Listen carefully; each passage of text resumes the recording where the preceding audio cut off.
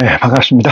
오늘은 2025년 2월 12일 수요일입니다. 오늘 보실 말씀은 마태복음 22장 37절 말씀으로 보시겠습니다. 마태복음 22장 37절.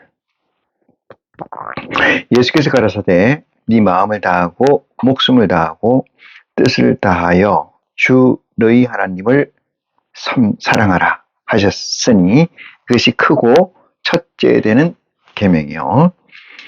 둘째는 그와 같으니 내 이웃을 내 몸과 같이 사랑하라 하셨으니 이 두 계명이 온 율법과 선지자의 강령이니라 까지의 말씀을 가지고 저와 여러분이 하나님의 사랑 가운데서 충만한 은혜를 받는 축복의 시간을 하도록 하겠습니다. 먼저 우리 주 예수 그리스도의 이름으로 이 시간을 위해서 기도하겠습니다. 고마우신 아버지 하나님, 살아있음이 고맙고 매일매일 새로운 아침을 맞는 것 같지만 같은 아침인데 그래도 아버지 하나님 매일 새날 같은 기분을 저희에게 허락하여 주심을 무한 감사와 영광을 아버지께 드립니다. 우리가 무엇이간데 이처럼 사랑하시사 아버지 하나님의 진리의 곁에 두시고자 하는 은혜를 생각할 때 참으로 놀라움과 찬양을 드리지 않을 수 없습니다.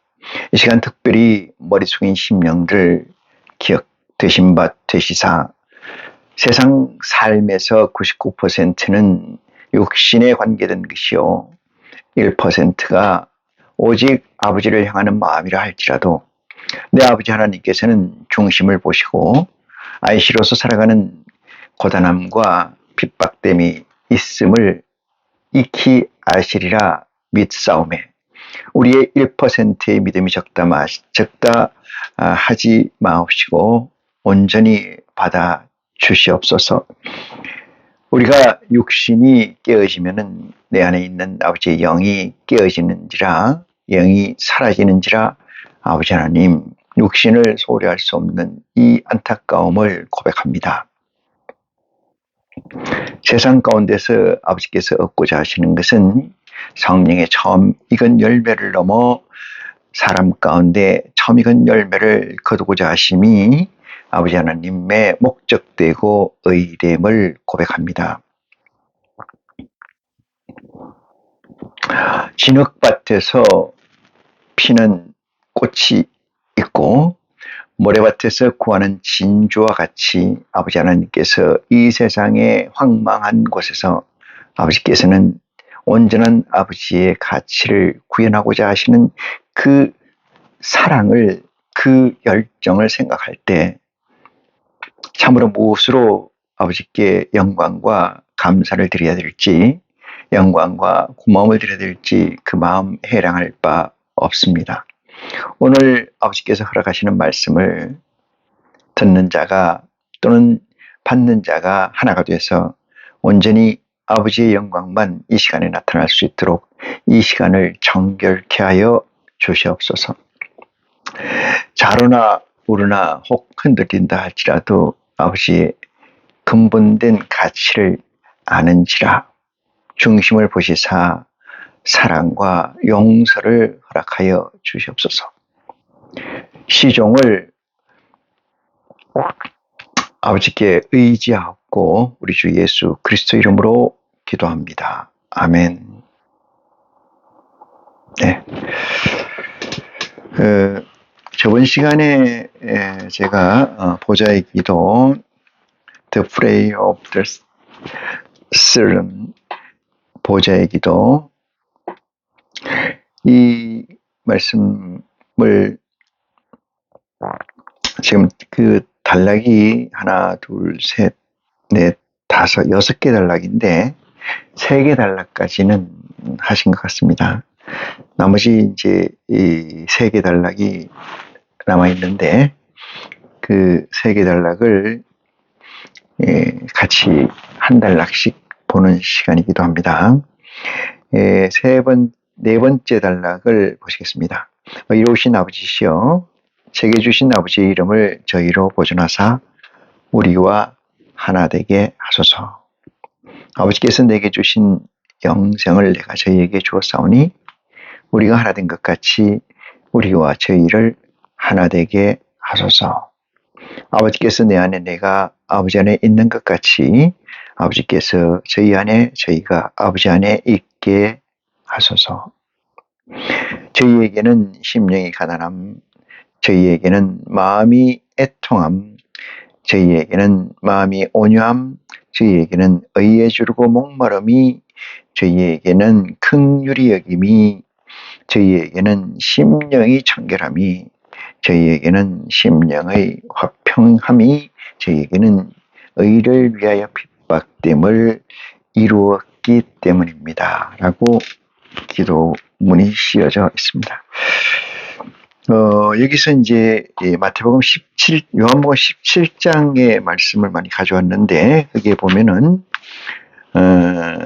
첫 번째 이제 시작되는 그 기도문에서 하나 되는 가치, 이것은, 우리가 IC로서의 이 중첩되고 또는 이중적, 이원적 실체이잖아요. 그래서 그것이 이원적이나 중첩된 것이 온전함으로 다다를 수 있도록 하는 것이 우리의 미션이고 우리의 갈 의무라고 생각을 합니다. 이것을 주창한 사람이 1260년대에 그러니까 13세기 초에 나신 에크하르트라는 사람이 있어요. 이 사람이 이 신성 로마 제국 때 이 독일 쪽에서 하나의 교구를 맡고 있다가 점점점 그 교구의 교세가 이 사람의 능력이 큰지라 확장되는 것을 시기 질투해서 로마 교황에게 이단이라는 제목을 씌워서 28개의 제목으로 고소를 하게 되고 아마 12개 정도인가가 이제 이단의 판정이 됨으로 인해서 삭탈이 됩니다. 관직이. 그래서 우리가 옛날 그 말로는 봉고파직이라 그래요. 그 사람이 가지고 있던 영역을 해체하고 다른 데로 복속시킨다. 이런 얘기죠. 그래서 이 사람이 개나리 보침을 치고 로마에서 로마라는 독일에서 로마까지 그 항소 이웃을 들고 가다가 가는 도중에 병사하는 안타까운 일이 있었습니다. 이분의 시종일관의 기도는 하나되기입니다. 하나되기.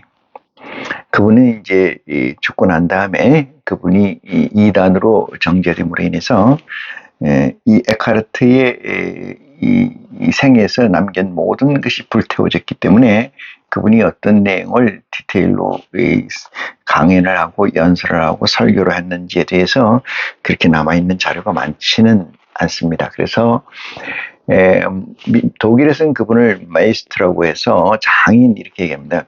메이스트 에카르트라고 칭송이 되고 있는데 이분이 하나 되기 위해서 가시는 그림자적 하나는 이룬 게 아닌가 이런 생각을 해봅니다. 우리가 그림자가 먼저 가야 되죠. 그러니까 집을 질 때 그 부집이 먼저 있고 집을 다 치면은 그 부집은 걷어내는 것처럼 그 부집적 사역, 다시 말해서 그림자적 사역은 우리에게 롤모델이 될 수 있을 정도의 가치를 구현했다 이렇게 말씀드릴 수가 있어요. 여기서 이제 기도문에서 말씀드린 것처럼 아버지께서 내게 주신 영생을 내가 저희에게 주었다는 확증과 그러므로 인해서 우리가 하나 된 것 같이 우리와 저희를 하나 되게 하소서 이렇게 얘기를 한 저희라는 것은 여기서 우리라고 지칭되는 것은 12영을 지칭하는 겁니다. 12영이 저희와 하나 되게 하시옵소서. 이 저희라는 것은 누구냐 하면은 12영의 12,000씩 가지고 있는 그 프론트에 가지고 있는 12영의 캐파시티 인원을 얘기하는 거죠. 그래서 하나 되게 하소서 이렇게 얘기하는 것이고요.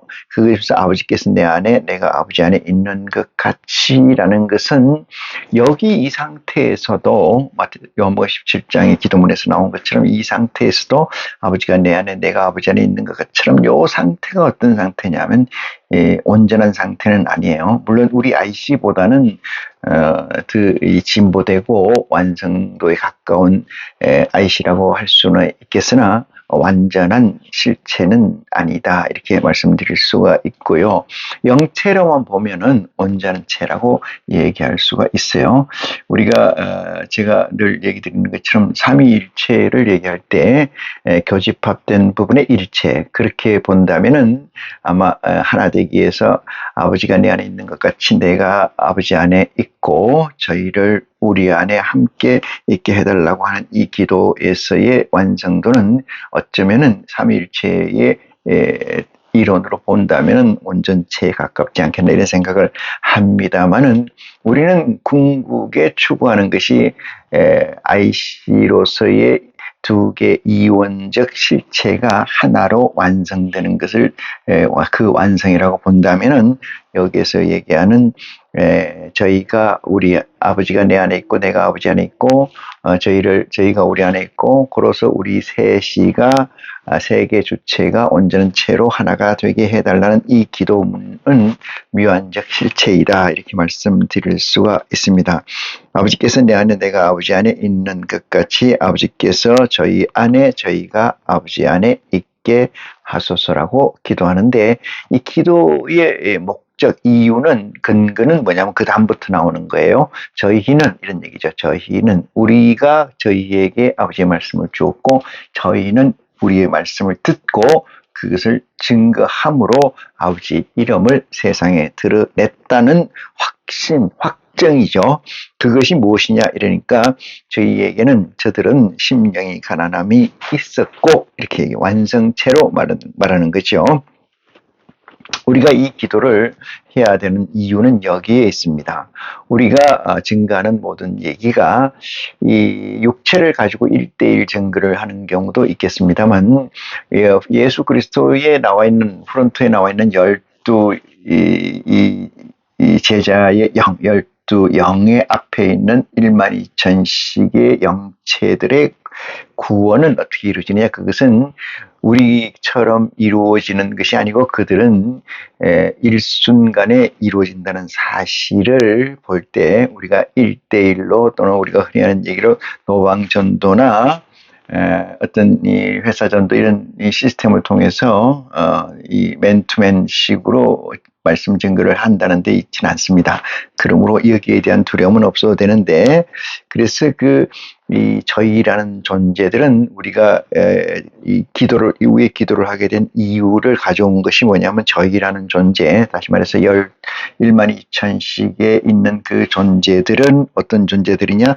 심령이 가난한 것을 이루었고 이런 얘기죠. 애통함을 가지고 있고 온유함이 저들에게 있고 의뢰에 줄이고 목마름이 또한 저에게 있고 긍휼히 여김이 저에게 있고 또는 심령이 청결함이 저에게 있고 심령의 화평함이 저희에게 있어서 저희에게 의를 위하여 핍박됨을 이루었기 때문에 완성했기 때문에 뭐라고 얘기하는 거라고요? 위에서 얘기한 것처럼 아버지께서 저희 안에 저희가 아버지 안에 있게 하소서라고 기도에 근거된 것을 가지고 왔다 이렇게 말씀드리고 이것은 예수 그리스도가 2000년 전에 하신 말씀인데 우리는 이 2000년 전에 예수 그리스도가 하신 이 말씀이 오늘 현재에 이루어지기를 원해야 되고 바라야 되는 것이 우리의 미션이다 이렇게 말씀을 드립니다. 자, 오늘 본문 말씀을 보겠습니다. 오늘 본문 말씀 마태복음 22장 37절 보시겠습니다. 예수께서 가라사대 네 마음을 다하고 이랬어요. 그 전에 이제 이 말씀은 어떻게 시작되냐 하면은 34절에 예수께서 사두개인들로 대답할 수 없게 하셨다 함을 바리새인들이 듣고 모였는데 그 중에 한 율법사가 예수를 시험하여 묻되 선생님이여 율법 중에 어느 계명이 제일 크니까 이렇게 얘기를 했어요. 자, 율법이 나왔으니까 얘기를 좀 해보겠습니다. 이 율법이라는 것은 사실은 율법과 이렇게 상관되고 이렇게까지는 좀 그런데 율법의 상위적 개념이 뭐냐면 사실은 제가 늘 얘기하는 계명이에요. 계명하고 율법하고 어떻게 되냐? 율법은 계명은 이렇게 여기 계명이죠. 이렇게 바꿀게요. 계명. 율법은 계명에 포함되어 있는 거다 이렇게 말씀드릴 수가 있어요. 이것을 이제 여기서는 왜 그렇게 써놨냐, 이것을 디테일로 적시하지 못하는 어려움이 있지 않았나 이런 생각이 들고, 해석에 또한 어떤 의미가 있지 않느냐, 그래서 이렇게 되어 있다고 저는 해석을 해요. 그래서 계명이 크고 율법이 작은 거예요. 계명은 이건 아버지 거고 아버지에 관한 거예요. 관한 거. 이것은 수평적 가치로서 피조물에게 관한 거예요. 그러니까 이건 아버지에 관한 거, 피조물에 관한 거. 이것은 그래서 절대적인 거죠. 절대적인 것을 다른 말로 우리가 얘기하면 정언명령이라고 할 수 있어요. 칸트의 말을 들어보면 정언명령적이다. 이거는 가언명령적이다. 이렇게 얘기했어요. 가언명령. 그 다음에 이것은 율법이라는 것은 수평적 관계라고 얘기했잖아요. 이것은 개가 개라는 것은 이 개를 쓸 수도 있는데 디멘션을 쓸 수도 있어요. 이거는 상위 어떤 기준점이 여기 있다면은 여기서 하위, 상위 이렇게 나눌 수가 있어요. 상위에 있는 개다 이렇게 얘기하는 거예요. 그래서 이걸 코만드먼트, 이건 그리그 이렇게 얘기를 할 수가 있어요. 이렇게 이제 나눌서 보면은 여기서 이제 통칭이 되어 있는 건데 이것은 아마 율법과 계명 중에 이렇게 얘기를 하는 게 온당치 않나 이 말씀을 드릴 수가 있어요. 예수께서 가라사대 그렇게 물어서 네 마음을 다하고 목숨을 다하고 이렇게 얘기를 했죠. 마음과 다하고 이렇게 볼까요? 마음을 다하고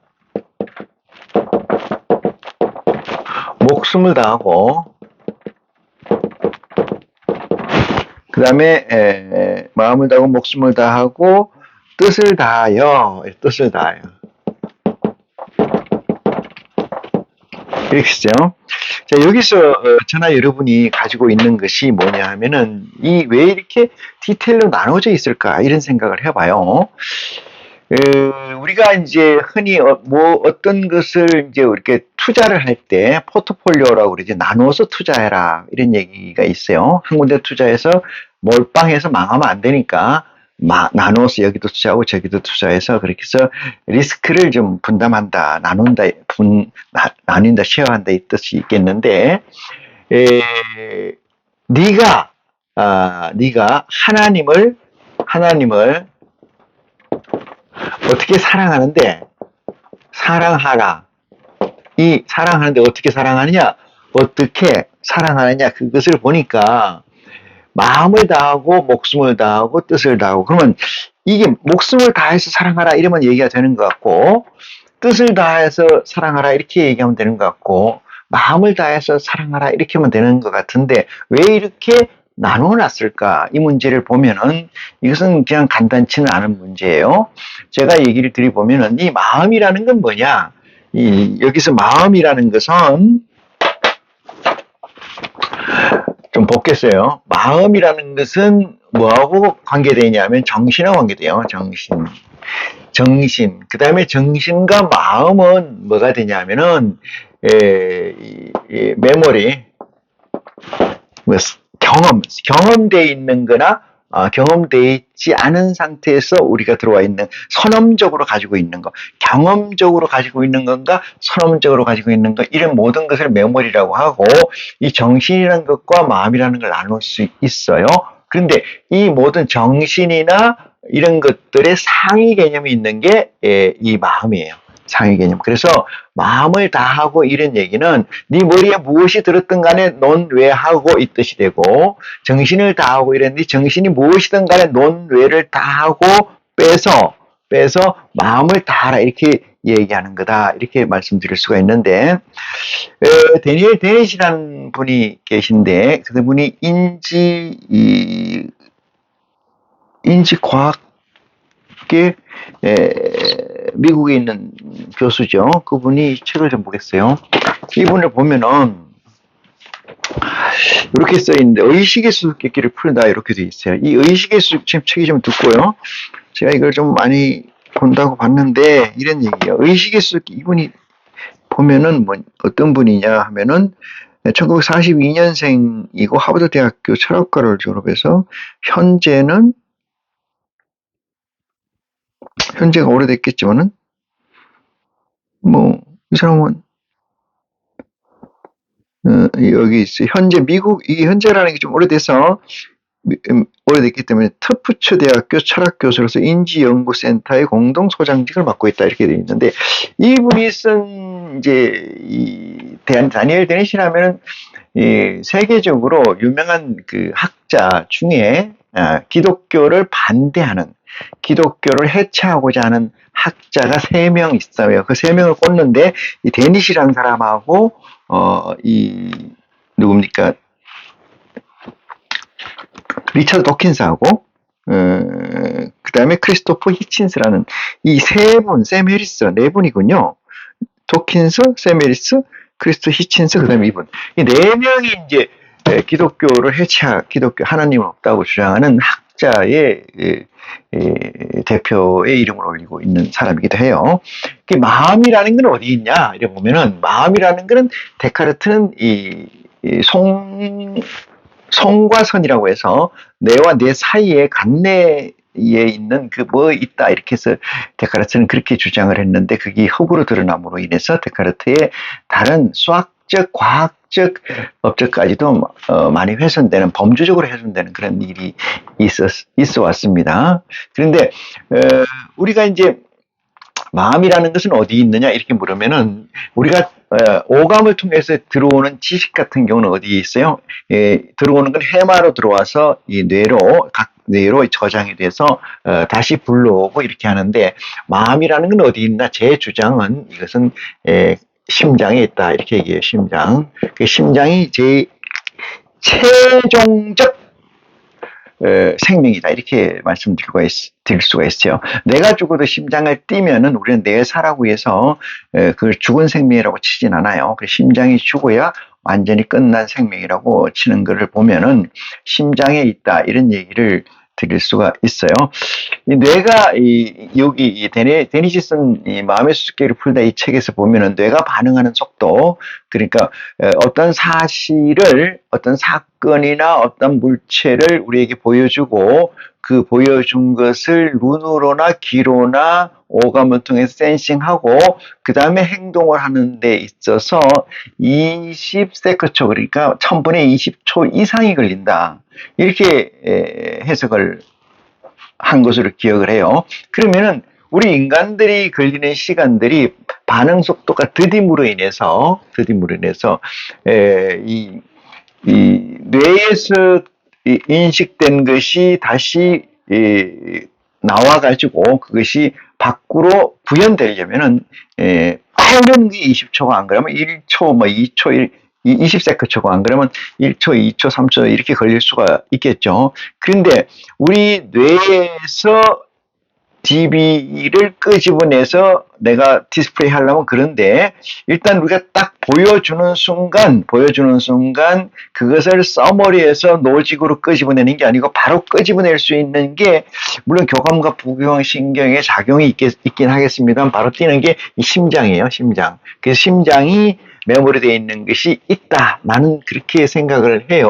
그래서 이제 말이 좀 다른 듯 했습니다만은 마음을 다하고 여기에서 이 포인트를 두는 거다 이렇게 생각을 하고요. 목숨이라는 것은 생명의 이 마지막 그 가치, 마지막 선이죠. 그걸 넘어서서 그걸 끊을 정도로 거기에 목숨이 네가 죽도록 죽을 만큼 매진해라 이 뜻으로 해석을 할 수가 있죠. 그래서 이거 갖고 이것도 차이가 있는데 뜻을 다하고라는 것은 결집된 이런 거죠. 모아진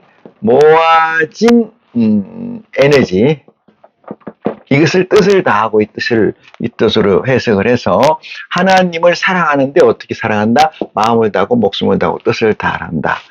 근데 왜? Why? 그죠? 왜 사랑하라고 하냐? 왜 하나님을 사랑하라고 하냐? 그 문제는 하나님의 계명 중에 첫 번째 계명. 계명이 뭐라 그랬어요? 율법이라고 그랬잖아요. 율법으로 통칭되어 있는데 여기서는 계명이라는 것은 절대적 가치예요. 그러니까 우리는 계가 다른 계에 존재하죠. 하나님은 상위계에 있고 우리는 하위계에 있는데 상위계에서 하위계에게 주는 것을 계명 이렇게 얘기하고 같은 계에서 존재하는 것들, 개체들 간에 지켜야 될 것을 정한 걸 율법 이렇게 얘기합니다. 그러니까 상하위의 계에서 존재하는 것을 계명, 같은 계에서 이 세션대에서 나누어져서 지켜야 되는 것들을 율법 이렇게 규정을 해요. 자, 그래서 왜 우리는 이 하나님의 계명 이것들을 이렇게 해야 되느냐 그 문제는 계명 그러니까 이건 왜라는 게 없어요. 무조건 저기 써 있지만은 무조건입니다. 그래서 이거를 뭐냐면 정은 명령적 오더다 이렇게 얘기를 할 수가 있습니다. 자 보겠습니다. 37절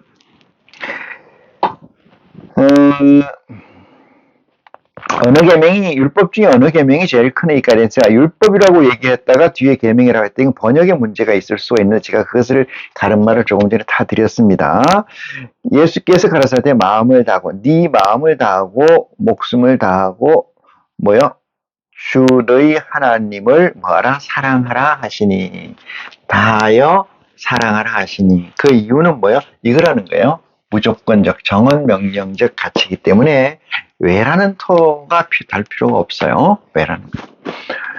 개가 다르다는 것을 우리가 이 세계에서 굳이 구현해내서 인식시키고자 하는 일이 있다면은 2차원에 사는 존재가 있다고 치고 3차원에 사는 존재가 있다고 쳐요. 2차원의 존재는 평면만 활용할 수가 있잖아요. 면을 떠나서는 존재할 수가 없어요. 그러니까 3차원에는 면을 초월해서 공간적 개념으로 사는 거죠. 그래 2차원이라는 건 붙어서 댕겨야 되는 거다. 항상 그 땅 밑으로 들어가거나 아니면 위로 올라가거나 이게 안 되는 거고 항상 이렇게 피해가거나 붙어서 직진하거나 이런 방법밖에 없다. 이렇게 생각해 보면은 우리는 사람 존재하는 모든 것은 같은 차원에 있지만은 그 사람이 사는 그 사람의 하는 형태나 실제를 보면은 2차원적 사람이 많이 있고 3차원적 사람도 있고 4차원적 사람이 있다고 우리는 이야기를 할 수가 있습니다. 그래서 마음을 다하고 목숨을 다하고 뜻을 다하여 주 너희 하나님을 사랑하라 하셨으니 이것이 크고 첫째 되는 계명이요. 요것을 가지고 한번 보겠습니다. 신명기 6장 보겠어요. 신명기는 신명기 6장 신명기 앞쪽에 있어요. 토라에 해당되는 부분이죠. 신명기 6장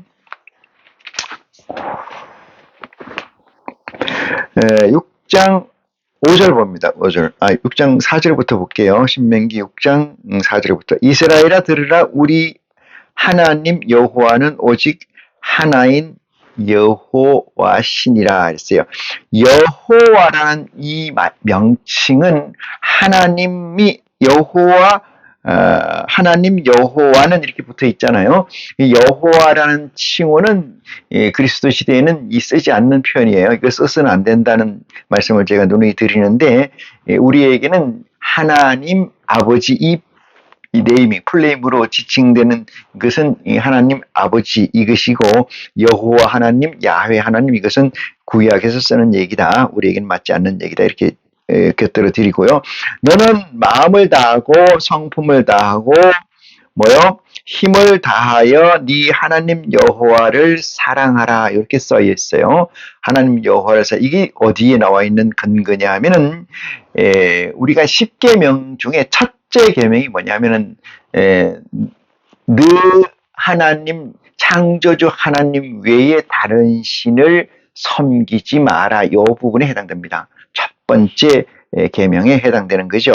그래서 이렇게 더 읽어보면 이렇게 써 있습니다. 오늘날 내가 너에게 명하는 이 말씀을 너는 마음에 새기고 네 자녀에게 부지런히 가르치며 집에 앉았을 때든지 길을 행할 때든지 누웠을 때든지 일어날 때든지 이 말씀을 강론할 것이며 너는 또 그것을 네 손목에 매어 기호로 삼으며 네 미간에 붙여 표를 삼고 또 네 집 문설주와 바깥문에 기록할지니라.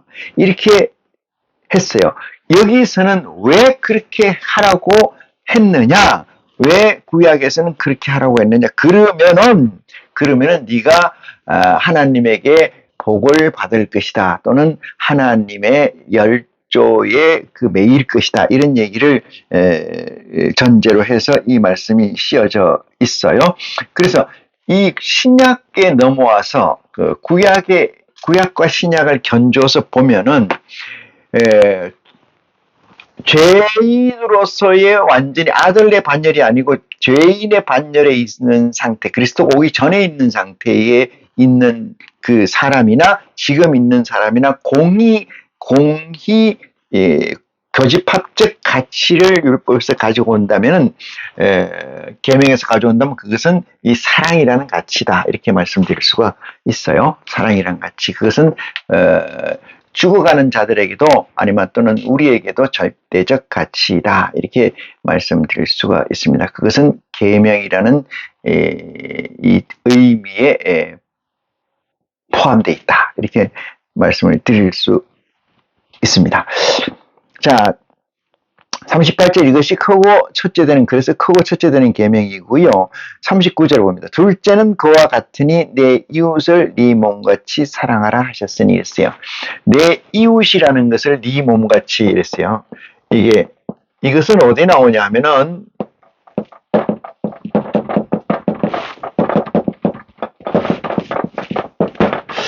율법에는 뭐냐 하면은 이 도적질 하지 마라 이렇게 얘기했잖아요. 원수를 사랑하라 이렇게 얘기했어요. 그것을 내 이웃이라고 얘기를 할 수가 있죠.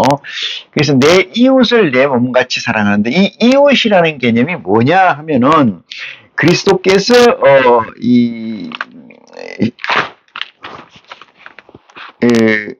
요단강에서 세례를 받으시고 또 시험을 통과하시고 난 뒤에 무슨 말씀을 하셨나 한번 보겠어요. 시험을 통과하고 난 뒤에 6장 봅니다. 6장 마태복음 6장을 한번 보시면은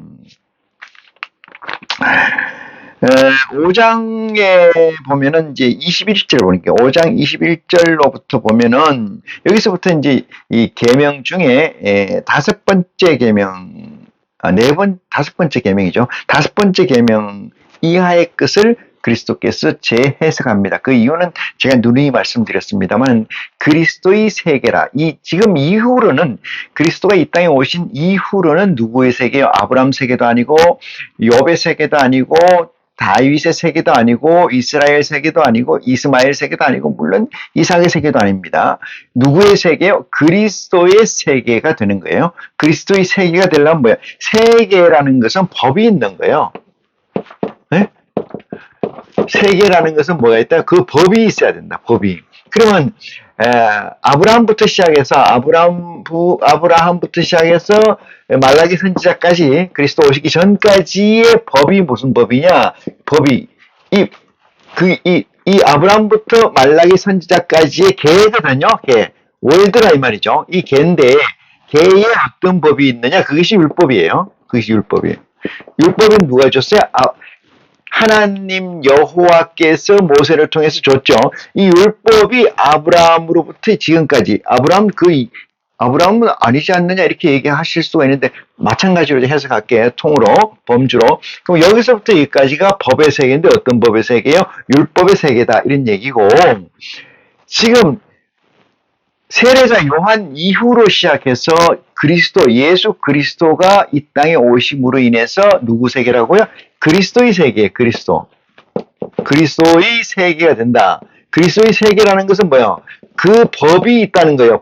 이 법이 있어야 되는 거예요. 법. 그러면 전에 있던 법, 아브라함부터 지금까지 있던 법, 율법을 어떻게 해야 돼요? 폐해야 돼요. 폐해야 되는데 어떻게 해야 돼요? 온전케 해서 폐했다 이렇게 얘기 드리잖아요. 이 법을 온전케 해서 폐하고 내가 새로운 법을, 새로운 세상을, 새로운 나라를 선포하는 이 뜻이거든요. 이 뜻. 그래서 그리스도가 이 땅에 오셔서 선포한 이 개는 생명의 성령의 법이라고도 하는데, 여기서 보니까 마태복음 5장 21절에 보니까 이제 그걸 하는 거예요. 구약에 있던 것을 사람에게 말한 바 살인하지 말라. 누구든지 살인하면 심판을 받게 되리라 하였다는 것을 너희가 들었으나, 들었으는 건 뭐예요? 과거에 있었으나 이 뜻입니다. 있었으나 나는 너희에게 행하노니 이렇게 해서 해석을 하죠. 그 다음에 27절을 봅니다. 간음치 말라 하는 것을 너희가 들었으나 이렇게 얘기해요. 또 들었다는 건 과거에 있었다 이 말이거든요. 나는 너희에게 이르노니 여자를 보고 음욕을 품은 자마다 간음하는 자니라 라고 재해석을 합니다. 재해석한다는 것 자체가 새로운 법이에요. 그 새로운 법이라는 것을 그리스도는 만들었기 때문에 그리스도의 세계라는 것을 우리는 알 수가 있어요. 그러면 아브라함부터 말라기까지 있었던 구약의 세계와 그리스도의 세계는 다르다는 것을 우리는 초등학생도 알 수가 있잖아요. 그러면 예수 그리스도라고 하는 것을 시인하면은, 예수를 그리스도라고 시인하게 되면은 예수 그리스도의 법에 우리는 종속돼야 된다. 그 법에 구속돼야 된다는 사실을 미루어 짐작할 수가 있습니다. 그런데 그걸 쫓아가지 않는다면은 어떤 일이 벌어질까요? 그리스도를 두 번 욕보이는 일이 된다. 이런 얘기를 할 수가 있어요. 그래서 보면은 어디 있냐면은 쭉 나옵니다. 어디 볼까요? 33절 또 옛사람이 말한 바 천맹세를 하지 마라 이렇게 얘기하는데 어떻게 해석을 하죠? 그렇게 나와 있고, 그 다음에 눈에는 눈, 이는 이르로 갚으라고 했던 것을 나는 이렇게 해석한다. 자, 43절 오늘 말씀 나옵니다. 내 이웃을 사랑하고 내 원수를 미워하라 하는 것을 너희가 들었으나 네 이웃을 사랑하고 네 원수를 네 이웃을 사랑하고 네 원수를 사랑하지 마. 네 원수를 사랑하며, 아니죠. 43절 네 이웃을 사랑하고 네 원수를 미워하라 하는 것을 너희가 들었으나, 그러니까 이웃은 사랑하되 원수는 미워하라 이렇게 얘기했잖아요. 가만히 볼까요? 이웃하고 원수가 어떤 상관관계가 있는지 좀 보기로 하고요. 들었으나 나는 너희에게 이르노니 네 원수를 사랑하며 너희를 핍박하는 자를 위하여 기도하라. 이렇게 이야기를 하신 것이 그리스도가 계명을 새롭게 해석한 거라고 말씀을 드려요. 그 뒤에 쭉 나와서 아마 7장 끝절까지가 율법의 해석장이 돼요. 그래서 보면은 원수와 이웃이 어떤 관계인가 이런 얘기를 볼게요. 원수와 이웃. 이 원수, 이웃이라는 건 가까이 있는 거죠. 가까이 있는 거, 이것을 있는 존재를 이웃이라 그래요. 원수는 누굽니까? 원수는 대적이잖아요. 대적. 서로 이렇게 대척점에 있는 자. 그러니까 내가 가는 것을 해하는 자. 내가 가는 것을 해하려고 하는 자. 나는 어디를 가야 돼요? 아버지 나라에 가야 되는데 그것을 해하는 자가 뭐요? 원수죠. 이 원수는 두 가지가 있어요. 원래라는 얘기 아니고 나보다는 나 이전에 원수가 있고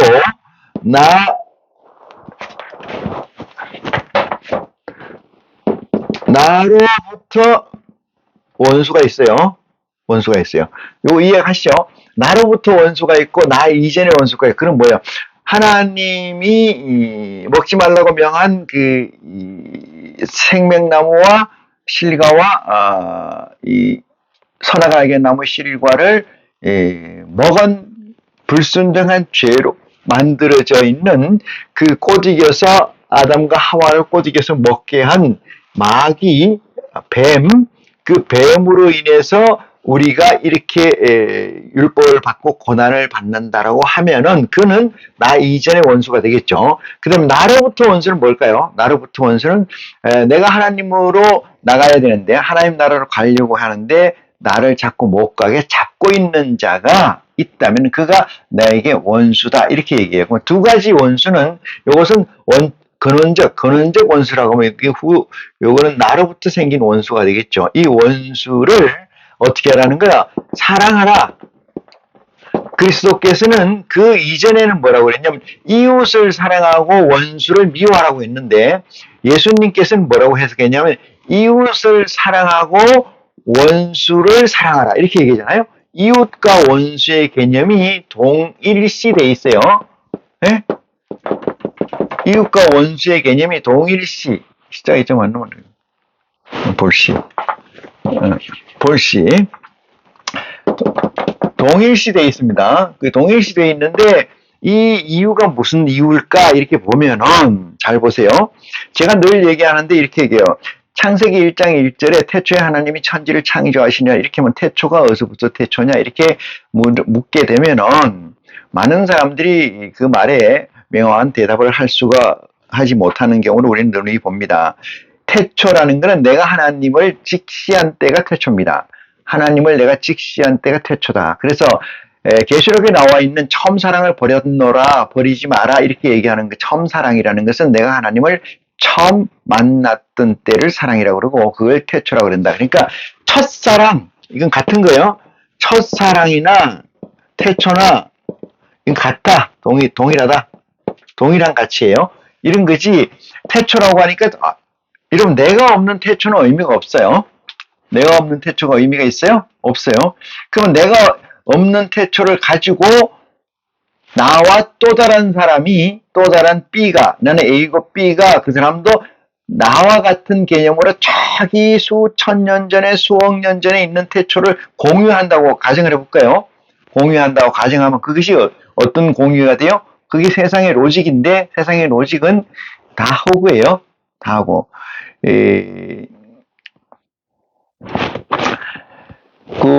이 괴델이라는 그 물리학자가 있었는데 이 사람이 세상에 가지고 있는 이 법칙, 로우나 티어리가 다 뭐예요? 허구라고 확정되어 있는 게 아니고 가변적이라고 이렇게 규정한 내용을 들어보면은 알 수 있듯이 우리가 언어로서 합의에 된 내용은 다 사자가 많아요. 사기입니다. 사기. 항상 변할 수 있고 항상 반대 개념이 성립될 수가 있어요. 그렇기 때문에 그것을 콘크리트처럼 나는 안전하게 확 믿어버리면은 그로부터 당하는 슬픔이 많지요. 그로부터 당하는 슬픔이 많아요. 그게 인생인지 모르겠습니다만 어쨌든 간에 첫사랑이라는 것과 태초라는 건 같은 개념, 동일시 개념이다. 이렇게까지 설명을 드리고 이웃을 사랑하라고 얘기를 하고 원수를 미워하라고 구약에는 했지만은 나는 원수를 사랑하라. 이 얘기는 무슨 얘기냐? 이웃과 원수가 될 수 있는 것은 누구냐면 내재적 동반자, 내재적 실체예요. 그러니까 안에 같이 있는 존재다. 이게 나요. 내 안에 내가 많이 있어요. 내 안에 내가 많이 있어서 내 안에 내가 이 나가 가려고 하면은 이 나가 잡고 이 나가 가려고 하면 이 나가 잡고 이 나가 가려고 하면 이 나가 잡는 거예요. 그러니까 내 안에 나를 통합하지 못하면은 그죠? 통합하지 못하면은 항상 여기가 뭐예요? 여기가 일체가 되지 않아서 하나가 되지 않아서 서로가 안에 원수가 되어 있는 것처럼 되어 있어요. 그런데 여기서 얘기하는 나로부터 원수라는 건 이것도 원수지만 내게 나하고 너가 있어요. 얼마나 가까워? 엄청 가까워요. 입에 있는 것도 줬다 뺐다 할 정도로 가까워. 이 둘은 뭐가 될 수 있어요? 원수가 될 수 있어요. 왜 그래요? 얘가 가는 길을 얘가 잡고 얘가 가는 길을 얘가 잡을 수가 있으므로 저 길 가던 사람은 그 일을 잡질 않아요. 그냥 피해 가면 돼요. 그죠? 멀리 떨어져 있는 사람은 원수가 될 수 있는 자격이 없어요. 내 안에 있는 분신에서 원수를 만들어낸다. 그래서 그리스도께서는 복음에서 나보다 네 아비를, 나보다 네 형제를, 나보다 네 가족을, 자식을 더 사랑하는 자는 결단코 천국에 들어가지 못한다라고 규정하고 있는 것을 보면은 아마도 아마도 가까운 데서 이 원수가 있다 이렇게 되어 있는데 원수라는 개념이 나 이전에 나로부터 이렇게 만들어진 게 원수인데 이 원수는 가만히 보면은 통합되어 있는 원수다. 내 안에 있는 원수다. 이렇게 생각해요. 그래서 그것을 사랑하라. 이 사랑하라는 건 말이 됩니까? 사랑이라는 건 말이 돼요? 원수를 사랑하라. 우리가 흔히 하는 얘기 중에 제가 용서라는 말을 허구라고 그래요. 용서. 이 인간들 세상에서 용서는 없는 거예요. 그건 있질 않아요. 하나님 세계가 아닌 도막에는 하나님 세계에서 구하는 게 아니면은 용서는 있을 수 없다. 이런 얘기를 견주어 드립니다.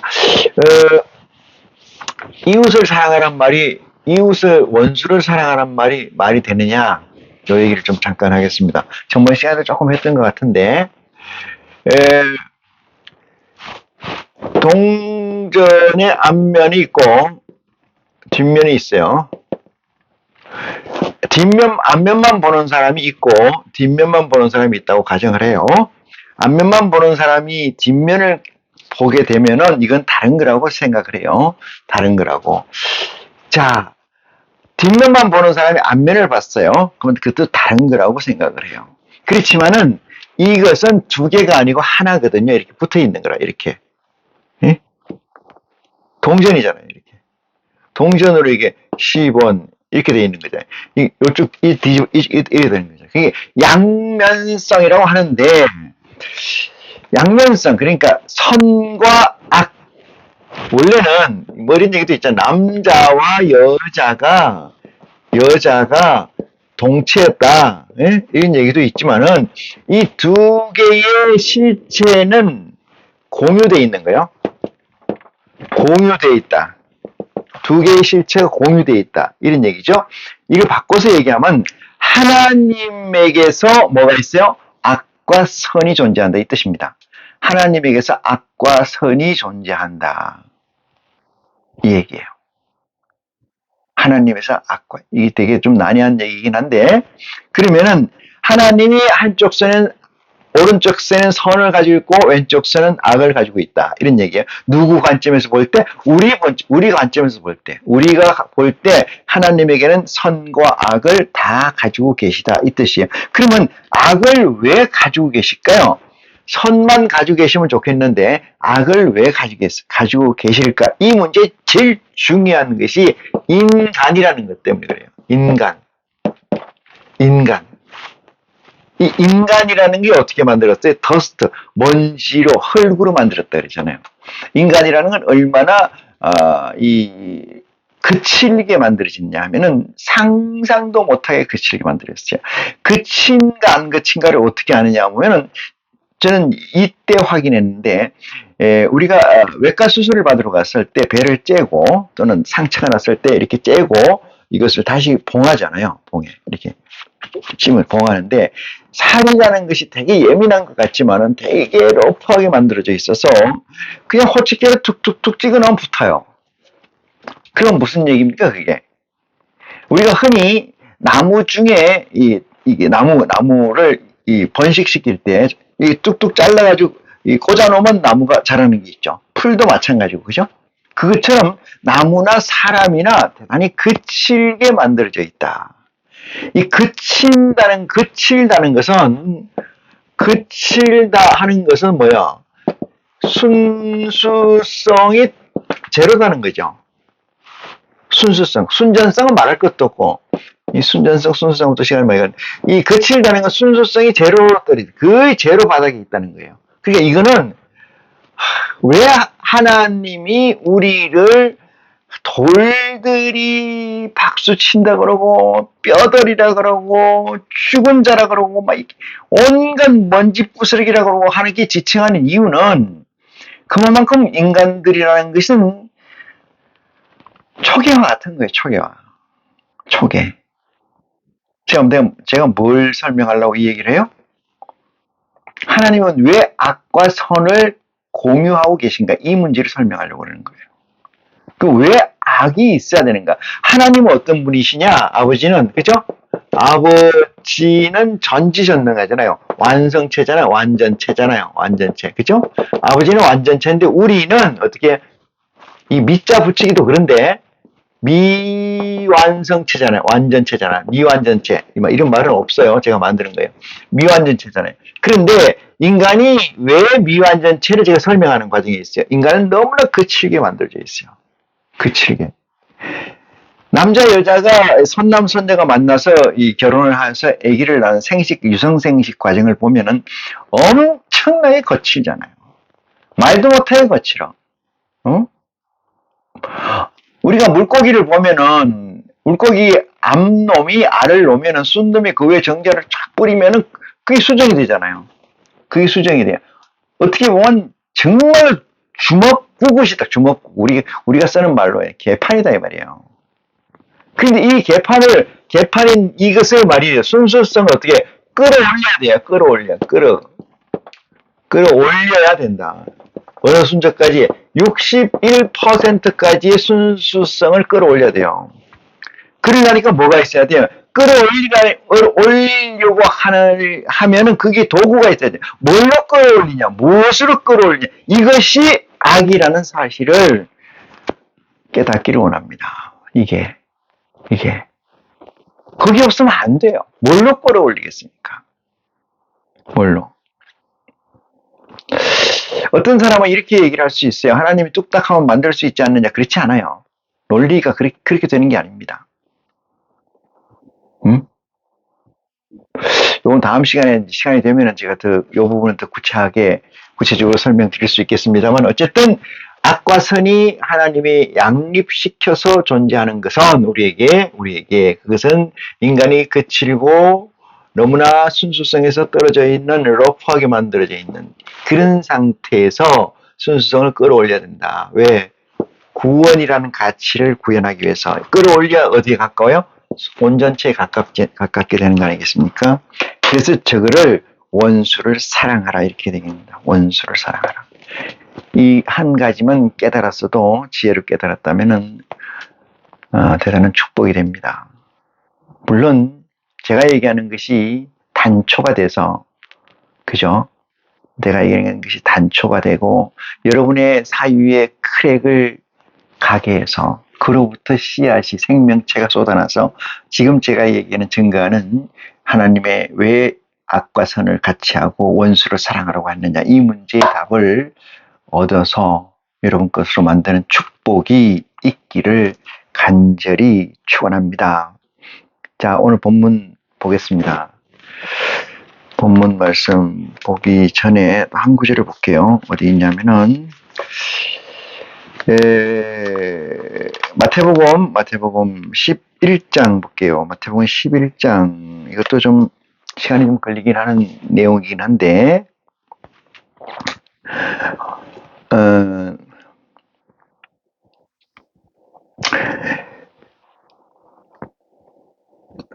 11장 13절 많이 보던 내용입니다. 모든 선지자와 및 율법을 예언하는 것이 요한 때까지라 이렇게 얘기했어요.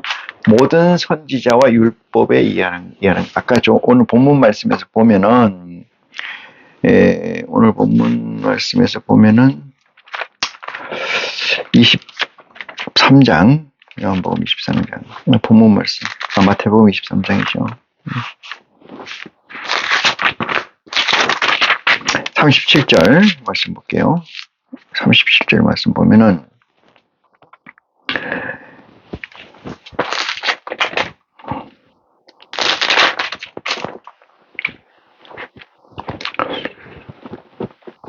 (22장 37절) 예. 네 마음을 다하고 목숨을 다하고 뜻을 다하여 주 너희 하나님을 사랑하라 하셨으니 이것이 크고 첫째 되는 계명이고 둘째는 그와 같이 내 이웃을 네 몸같이 사랑하라 하셨으니 이랬잖아요. 아까 마태복음에 본 거 잠깐 마태복음 앞장에 본 거 잠깐 스킵하고요. 이 말씀 마무리하고 그걸 보겠습니다. 둘째는 그와 같으니 네 이웃을 네 몸같이 사랑하라 하셨으니 이 두 계명이 온 율법과 선지자의 강령이니라 이렇게 얘기했잖아요. 하나님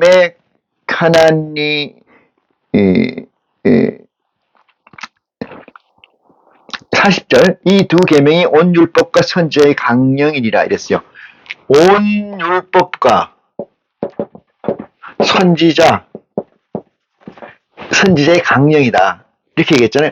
온 율법은 율법을 통칭해서 이렇게 얘기했잖아요. 온 율법을 통칭해서 그게 뭐 사랑이에요. 그 다음에 선지자의 강령이라는 것은 뭐예요? 또한 율법에 통칭되어 있는 거야 선지자들이 주창하는 내용이나 같은 맥락에서 보면은 선지자는 사람이라는 것을 빼내고 보면은 그들이 얘기한 모든 것의 서머리가 첫 번째는 사랑이요, 두 번째는 섬기라는 거죠. 다 해서 섬기라. 두 번째는 사랑이라는 사실을 알 수가 있어요. 여기까지 정리가 됐으면은 아까 말씀에서 보면은 선지자와 율법의 강령이 율법과 선지자의 강령이 세례 요한 때까지가 종료됐다 이렇게 했잖아요. 종료, 끝났다 이 얘기죠. 예, 요 얘기하고 오늘 이 말씀하고 어떤 연관관계가 있는가 이 부분을 좀 말씀드리려고 하는 건데, 율법과 선지자의 강령이 세례 요한 때까지라면은 지금부터 새로운 계명을 내가 선포한다. 지금부터 새로운 법칙, 백본 네트워크를 깔겠다 이 뜻이에요. 백본 네트워크. 우리가 TV에 이렇게 얘기하는데 임시로 깔려 있는 게 아니고 그리스도가 완전을 전제한 백번 네트워크를 깔겠다. 그런 선전포고다. 이렇게 말씀드릴 수가 있고, 율법과 선지자의 강령이 세례 요한 때까지의 정리가 돼야 되고 됐어야 되는 거죠. IC 같은 경우는 됐어야 돼. 됐다, 안 됐다 이 문제가 나누는 게 아니고 되어가는 과정, ING 되는, 이게 우리가 제 말이 맞는 이해가 되는지 모르겠는데 물고기가 있어요. 물고기 되어간다는 것은 이렇습니다. 이게 물고기가 이쪽이 높은 건데 이 물이 흘러가요. 물고기가 여기서 이렇게 있다면 일로 가야 되잖아요. 물고기가 끊임없이 이걸 수염을 치야 물의 흐름에 역행해서 수염을 흘려야 요게 제자리에 있든지 아니면 올라가지, 상승하잖아요. 둘 중에 하나인데, 제가 얘기하는 율법이나 선지자의 강령이 마침이 됐다 이 얘기는, 그리스도의 법이 내게 있다 이 얘기는 요게 멈춰 있거나 물고기처럼 올라가야 되는 상태를 얘기하는 거예요. 내가 디테일을 얘기하는 것은 이유가 있는데, 요 물고기가 여기에 떠내려가면 안 된다 이 말이죠. 1cm라도 떠내려가면 안 되고, 이 물고기가 이렇게 붙어서 살아 있어야 된다 이 말이에요. 살아서 물은 흘러가고, 그럼 얘는 물의 흐름에 작용만큼 뭐를 한다는 거, 시느름이 작용을 해야 된다 이 말이죠. 시느름이를 움직여야 된다 이거죠. 하나님 말씀을 우리 몸에 체득화시킨다는 것은 요 이치와 같은 거다 이 말이죠. 요 이치와 떠내려가서는 안 된다 이 말이에요. 적어도 그 자리는 지키려면 온갖 지느러미를, 온갖 이 세상에서 TVN에서 얻은 양식을 삼아서 이래 해가지고 이 자리에 포지션 하든지 아니면 더 올라가야 돼. 점진적 상승을 해야 되는데 하지 않는 것은 율법의 완성이 아니고 율법이 내재되어 있는 상태다 이렇게 말씀드릴 수가 있다. 이 말씀을 드리고자 하는 겁니다. 40절 볼게요. 이 두 계명이 온 율법과 선지자의 강령이니라 이렇게 얘기했어요. 이 두 계명이 온 율법이라는 것은 율법이라는 것에 아마 계명을 통칭해서 이것은 율법이라고 하는 건 안 맞는 거죠. 계명이죠. 그러니까 계명과 율법을 망라해서 이 뜻으로 해석하고요. 망라해서 율법과 선지자의 강령이라, 이것이 핵심적 메시지이다 이렇게 말씀드릴 수가 있습니다. 그런데 이 두 가지 메시지를 어떻게 해야 되느냐, 그 문제는 제가 모두에서 말씀드린 것처럼 네 마음을 다하고 네 목숨을 다하고 네 열정, 에너지를 다하는 그런 상태, 마음을 다하고 목숨을 다하고 네 뜻을 다하는 그런 상태가 돼야 되는 것이 제가 물고기 비유한 내용과 일맥상통하지 않나 하는 말씀을 끝으로 시간 말씀을 마치겠습니다. 고맙습니다.